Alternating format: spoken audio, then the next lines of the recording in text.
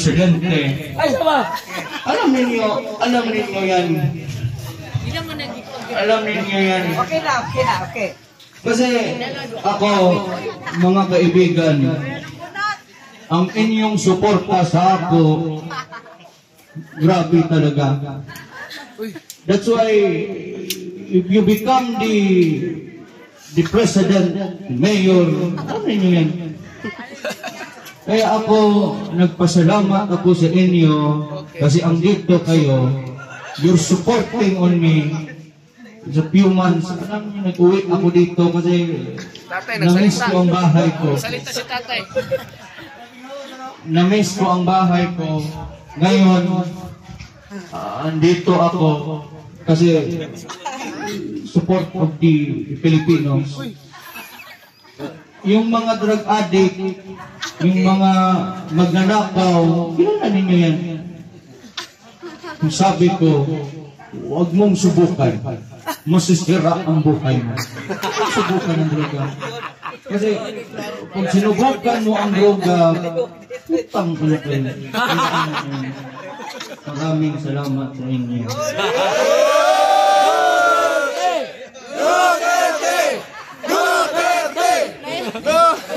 Tay, marami bang toksino dyan sa dahig, tay? Bibigay sa atin ng iba na pagtingin sa ating bansa ngayon. Alam ninyo mga kaibigan ko, mga Pilipino dito sa bansa natin, wala na tayong makita pa na ibang presidente na makapagbibigay sa atin pansin. Alam ninyo, we are now in the situation floating, coming into bankruptcy. Alam ba ninyo na the United Nations Economic Commission, anong sabi sa atin? Baka darating ang araw na our money is useless anymore. Wala na tayong pundo at maging kintoy na lang ang pera natin. Wala na, bankrupt na tayo. That's why give contacting to our Vice President and to Tatay Digong that as one solid Duterte, we continue support the black voting straight PDP senatorial slate Duterte team. Ito na ang bahagi ng kasaysayan natin na maibalik ang tinatawag natin good governance. Wala na tayong panahon. Hindi na tayo mag-paiklikli. Yung mga pirang binibigay nila, kawawa ang Pilipinas, tayo pa rin magbabayad yan. Now, if time comes, na bankrupt na tayo, what will happen? On the fourth quarter of this year, baka maramdaman natin na wala tayong pera na, bankrupt na tayo. Famines and pestilence will come to us. Gutom at patayan, chaos will come. So, let us prepare for whatever eventualities that will come. Ang panawagan ko lang, let us pray our nation. Magdasal tayo na mabigyan pa si Tatay Digong ng mataas pa na buhay. At ang ating Vice Presidente, hindi sana matuloy ang ginagawa nilang kasamaan na i-impeach ang ating mahal na Vice Presidente. Wala na tayong asset na naiwan. We cannot even demand. Doon tayo sa mga pulis, hindi na tayo magtiwala sa kanila. Now, the only remaining values na tinatawag natin itong Supreme Court.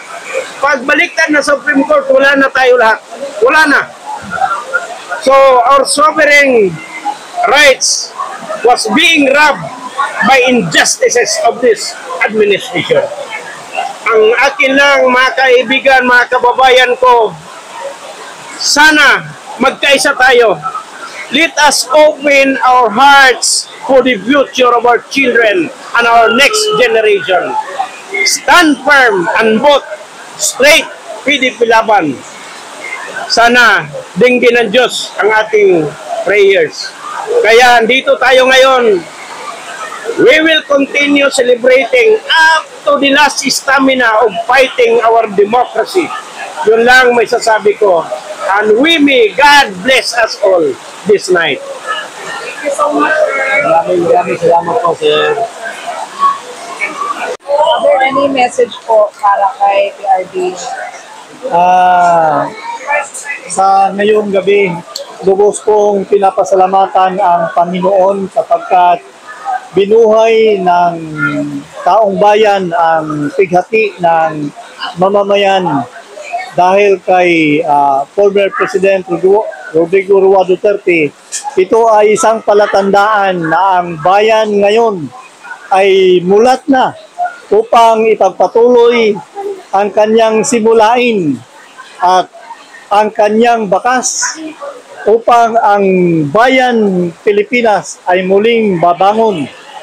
Hindi pwede natin tantanan ang mga pangyayaring ngayon sa kasalukuyan, kundi ating itatak sa ating isipan na ang Pangulong Rodrigo Roa Duterte ay siyang simulain upang ang sambayanang Pilipino ay muling babangon at taos-pusong simulan ang kanyang pagdadalamhati. Lalong-lalo na ngayon sa darating na kaarawan ni former President Rodrigo Roa Duterte, lubos naming pinapasalamatan ang Diyos sapagkat sa Kanya lamang nabuhay ang sambayanang Pilipino at ipagpatuloy ng bayang Pilipinas ang pag-unlad tungo sa bagong bukas alang-alang sa Kanyang darating na kaarawan. Kaya, mahal na Pangulong Rodrigo Roa Duterte, kami, ang taong simbahan, ay lubos na nagpapasalamat. Naway ang iyong kasalukuyan nga pangangatawan ay lalo pang manunumbalik sa tulong ng Diyos. Ito ay aming sisikapin bilang iyong taga-suporta na ikaw at kami at ang buong sambayanang Pilipino ay lubos na iginugunita namin ang iyong kaarawan.